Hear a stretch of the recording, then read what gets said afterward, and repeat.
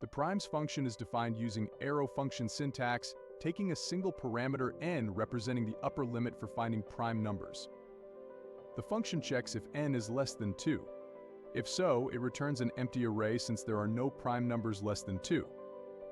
An array named primes is initialized using array from with a length of n1. Each element is set to true if its index is greater than or equal to 2, indicating potential prime numbers.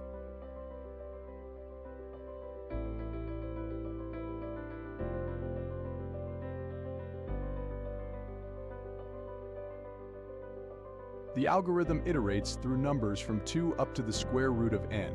For each prime number p found, it marks its multiples as composite by setting corresponding indices in the primes array to false.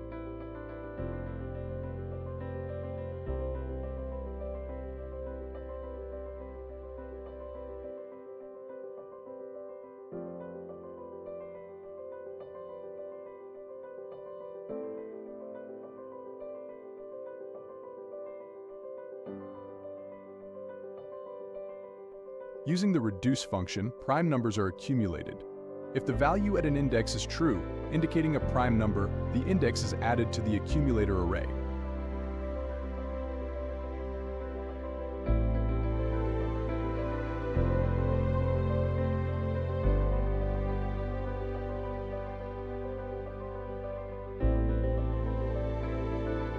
Finally, the slice method removes initial elements 0 and 1 since they are not prime, and the resulting array is returned.